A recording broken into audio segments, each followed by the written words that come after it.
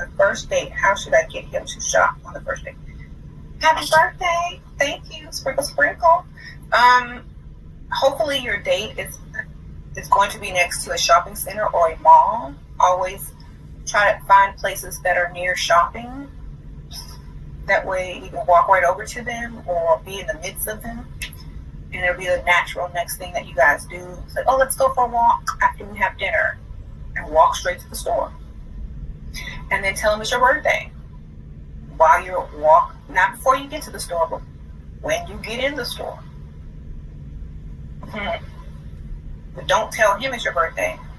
When the salesperson says, oh, how are you today? It's like, she'll be like, oh, I'm great. It's my birthday, by the way. And he'll be like, really? It's your birthday? Why didn't you tell me? I'll buy you something. What do you want? You know. Get them to think it was not planned.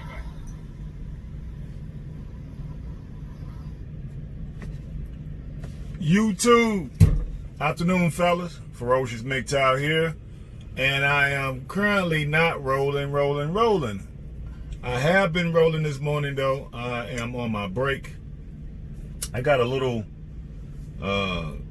missing part of my tire, so I was going to film me driving, but it's too bumpy. I'm going to get it replaced once I get back to Chicago. This is just an out and back load. It's a dedicated load, I believe. So when I get back, we got a place that we go, and it's a corporate account, and we get tires. So I get Michelin, so I might as well just get them all replaced. So it's gonna run about 4,000 or whatever, 3,000. But I'm gonna get that done this weekend. And then my AC then went out. Usually the gaskets wear out after a couple years, so it's been a couple years since I replaced the gasket on here. So got to get that done. And I got a crack in my windshield from a rock hitting it, and I got a 90-day inspection coming up, so I need to get that fixed. So I got to get these maintenance things done before I take my 90-day. But just kind of letting you all know where I'm at. I'm currently in Ohio, Youngstown, Ohio. So shout out to Youngstown. I just wanted y'all to hear that little bit of clip. This from that same video from the post-wall BW that just got plenty of content. So I'm gonna just be going through some of these BWs and CW site and just give us some really good insight on, you know, what the horses are talking about, you know, or cows in our particular case, what these cows are talking about, because it's nothing better than to hear it coming straight from their lips. This is nothing that we're making up. We're not over analyzing, none of that stuff. This is coming from their lips.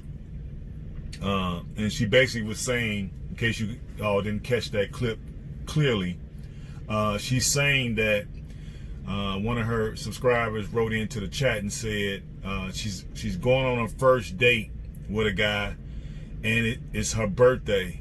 How can she get the guy to shop to get her something on her birthday, on this first date? And she suggested that the woman should make the suggestion on where to go, and the restaurant or whatever needs to be close to a mall, so it could be like right across the street or even in the mall, so that way they can eat, and then the natural progression, we can just, let's just walk around the mall, and as they're walking stores and start, you know, talking and fraternizing with the salespeople. Then she could just blurt out, oh, by the way, it's my birthday, to the salesperson, and the guy would be like, oh, I didn't know it was your birthday. Oh, well, you know, I was gonna say something, but it just kind of slipped my mind. It just came to my mind or whatever. And then they're supposed to prompt the guy to buy her something, right? So it's just these little manipulating tricks that these women do. Luckily, none of this never happened to me, but I usually don't buy gifts, you know what I mean? Unless they buy me one for birthdays. I don't even do birthdays like that, so it ain't never really affected me. But I wonder how many men have fallen for this trick, you know what I mean? This finesse, because who knows? You go on the first date and buy her something. Hell, she probably ghosts you. You know what I mean? What if she don't like you? She ain't feeling your vibe. But really, it wasn't really about that. No way. It's about seeing what they can get out of me. It ain't really about your vibe. It ain't about your personality. It's not about your your alpha tendencies. They're just looking to finesse dudes. So really, they're just looking for beta male providers, manginas, that they can just get them to simp out, and then they can just ghost them. And then, later on that night, get her back broke by the alpha. You know what I mean? The ex-boyfriend, the roughneck. You know what I mean? That she like going to and getting choked out. And all that stuff. So just letting it, it's good for us to get the information straight from the cow's mouth, because I've seen some of these tactics being done, even if they wasn't done on me. I've seen them being done on guys that I know, and I see them falling hook, line, and sinker for this stuff. You know what I mean? They meeting women, and after one good night of, bedroom bully fun, they basically getting engaged to the chick. Don't want to mess with nobody else, and all the time is because they didn't open up their mouth. They didn't let on too much information too quick, and told these chicks how much they make. Because most of the guys I hang out with, we pretty much 80,000 and above. So you tell the average chick that's working at, even if she's working at as an engineer, hell, you tell her you making 80, she gonna look at you still that she wants you to pay for stuff. But most of we don't meet that many engineers and all that. We basically meeting chicks at Walmart, chicks at Target, chicks worked in the mall. You don't really meet them unless you go to the spots where these particular women are. Then when you get with them, they just a high class level of finessing that they're doing anyway. They're not trying to, because let's say the chick making 80,000 and she meet sanitation worker making 60. She feels she too good for him.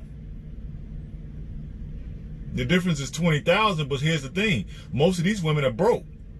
Even if they are making 80, this is what they don't ever really elaborate on this part. They usually broke, or they still have student loan debt, credit card debt, right? They got a shopping addiction. Plus they got, all these, they drinking and all these other addictions that they have. Probably ain't got no money in the bank saved, but just because they make a lot, right? They want you to make and then use your money for everything. That's what they're looking to do. You know what I mean? They don't want no brother to come in and that's why I say when I hear guys saying build, they don't want no guy to come in and build with. They want you to come with the money already. She's even got a part, which I'm probably going to cover in my next video, where she's saying why, because one girl called in and said, why you want to, who should I pick? Should I pick this 31-year-old or should I pick this 26-year-old? The 31-year-old just got out of college a couple years ago. I guess he went late or whatever. And then the other guy, he's graduating now at 26, and the girl is 23, and she asking which one should I pick, and the lady told her, don't pick neither one of them, because neither one of them has had working, then build up enough revenue. You need to get somebody older who's already established, who already been in their careers some years, and who already has money, so that way you can come right in and start reaping the benefits of being in that relationship with them.